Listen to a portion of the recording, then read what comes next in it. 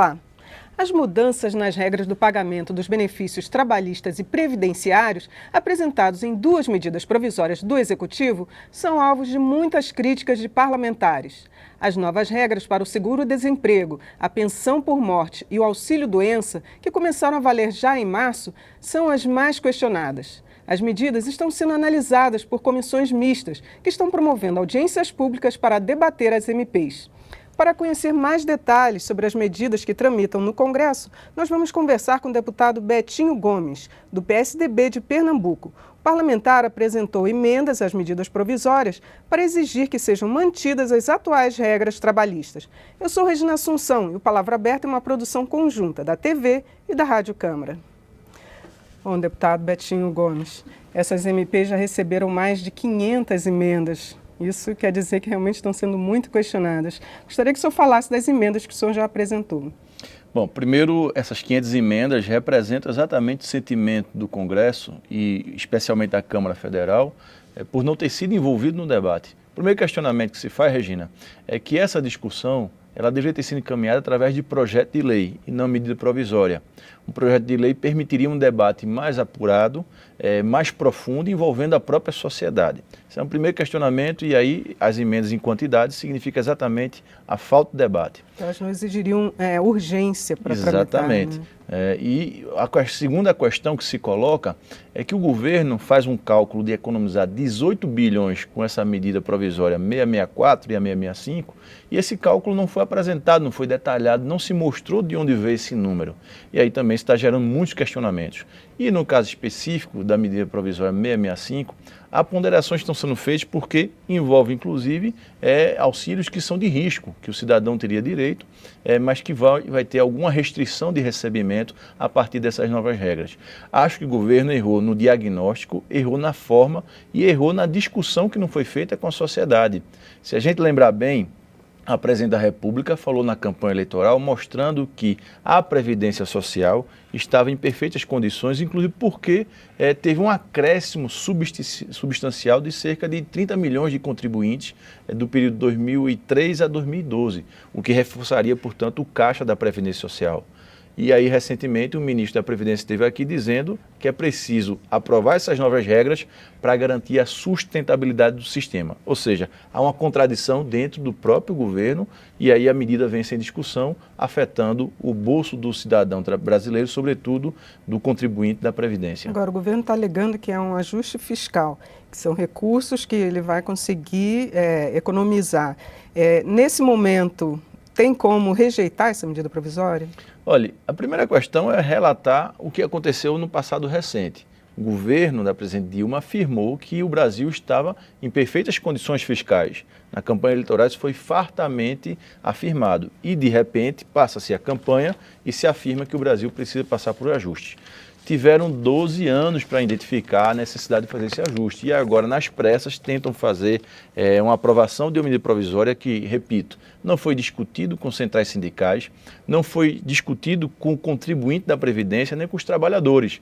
E a gente não poderia estar aprovando e não pode aprovar um projeto como esse, uma proposta como essa, que mexe em tantos interesses e de maneira tão complexa, de maneira assodada, precipitada. Acho que é preciso, sim, discutir a Previdência, mas discutir de maneira ampla, discutir considerando outros parâmetros de uma reforma previdenciária, não de maneira pontual, porque as medidas, em grande parte, são pontuais, mas que afeta e restringe o acesso do trabalhador aos direitos previdenciários. Agora, alguns pontos já realmente precisavam ser fiscalizados, porque o seguro-desemprego já estava criando vários problemas, várias denúncias, e essas restrições já não estavam precisando ser feitas? Veja, aí a questão do seguro-desemprego, que está na medida provisória 665, é uma questão de fiscalização. O governo teve todo um período de 12 anos para ajustar a sua fiscalização. Agora, de repente, você começa a adotar uma medida que vai dificultar o acesso do trabalhador. Os casos que houver naturalmente algum tipo de distorção, de desvio, tem que ser investigado, tem que ser apurado. Mas isso pode ser enfrentado com gestão. O que é que o governo está propondo no caso do seguro-desemprego especificamente? É que o primeiro acesso do trabalhador se dê apenas com 18 meses do primeiro emprego. né? Atualmente, essa regra é de 6 meses.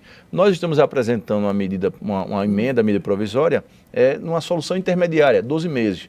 Mas, ainda assim, o trabalhador poderá ser penalizado. Acho que, nesse caso do seguro-desemprego, o governo deveria fiscalizar melhor e não punir o trabalhador. Que outras emendas que o senhor apresentou também? Na verdade, foram um total de 11 emendas, sendo que 7 emendas foram apresentadas à medida provisória 664.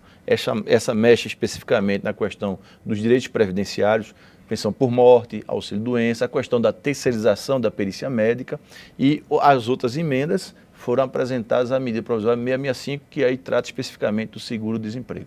Agora, se for aprovado o projeto sobre a terceirização, agora que está em votação, capaz que também se aprove essa terceirização para a perícia médica.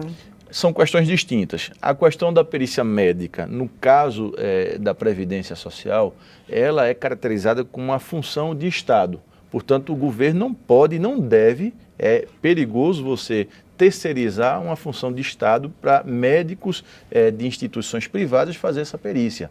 O governo tem que fazer concurso e estruturar os seus peritos, o seu órgão de perícia, que é o INSS. Que é uma das críticas, parece que tem um número muito reduzido em relação ao número de processos que existem, né? Exatamente, você tem uma demanda enorme, mas é como eu disse, o governo, ao invés de terceirizar e colocar na mão da iniciativa privada, esse tipo de função, que é de Estado, é tipo de Estado, o governo deveria fazer mais concurso ou, no máximo, conveniar com órgãos públicos para poder cumprir essa tarefa. Mas terceirizar esse caso não cabe e eu acho que isso vai ser rejeitado. E quanto ao auxílio-doença, as empresas agora também podem ser penalizadas se essa medida for aprovada, né? Você vai ter, Regina, um aumento no custo para o empresário, porque hoje a regra atual ela diz que com 15 dias você assumiria a despesa, agora são até 30 dias, né, você pagar o auxílio a esse trabalhador que estiver doente. Então você vai aumentar o custo do empresário e provavelmente vai provocar demissões. Veja, nós estamos num momento em que a economia está fragilizada. A economia brasileira começa a desempregar pessoas. E aí houve o aumento de energia, de combustível, de impostos. E o empresário, para poder equilibrar suas contas, ele vai demitir ou ele vai cortar algum tipo de custo. Provavelmente vai demitir. Se o governo aplica essa nova regra, vai forçar o empresário também a tomar uma atitude para equilibrar seus custos. Aumentar até a informalidade. Exatamente. Então essa decisão, essa proposta que nós estamos também emendando para corrigir isso, para manter a regra atual, é na perspectiva de que o empresário não seja estimulado a desempregar o seu trabalhador em função de algum tipo de doença que ele possa ter. A regra atual é de até 15 dias. Até 15 dias, né? 15 dias o empresário assumiria, agora ele vai assumir os 30 dias e aí você vai ter certamente aumento de custo para o empresário. Claro. Agora, as comissões já estão ouvindo em audiências públicas especialistas. Eu queria que o senhor falasse um pouco o que esses especialistas já trouxeram para os parlamentares.